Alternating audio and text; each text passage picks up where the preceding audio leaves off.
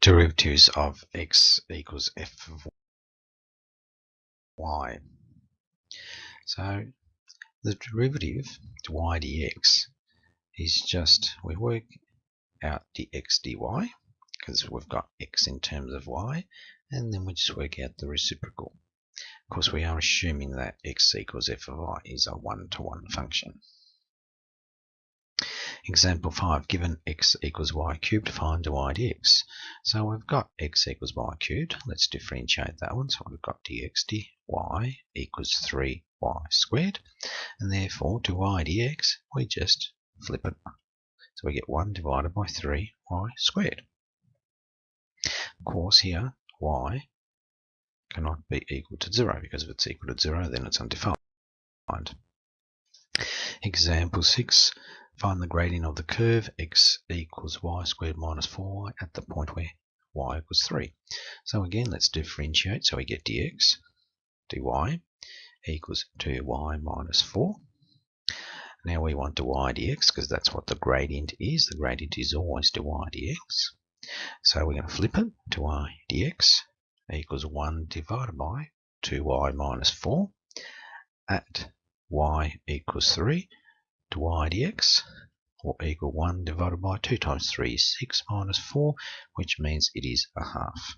Of course, I'm not going to write the words, you can, but you need to write it in a sentence. Example 7, find the gradient of the curve at x equals 5. So again, let's differentiate it. Dx dy will equal 2y minus 4. This is the same as the before. Dy dx equals 1 divided by 2y minus 4. Now this time they give us that x equals 5. So let's work this out over here. When x equals 5, we get y squared minus 4y minus 5 equals 0. Factorising this, we get y minus 5 and y plus 1 equals 0.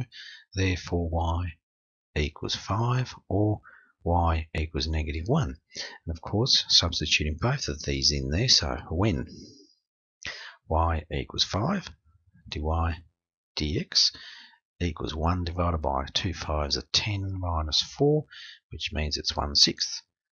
When y equals negative 1, dy dx equals 1 divided by, it's negative 2 minus 4, which equals negative 1/6.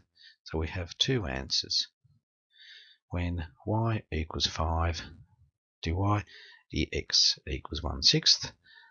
When y equals negative 1, dy dx equals negative 1/6. So we better write them both down. Now here's an explanation of how that happens. I won't go through it with you. I'll leave you to do it in your own time.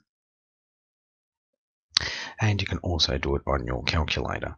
So just follow the steps that's over here. So we go solve that equation for y, which we get there, differentiate it, which we'll get that, put x equals to 5, and we get that one, and then we'll do the same.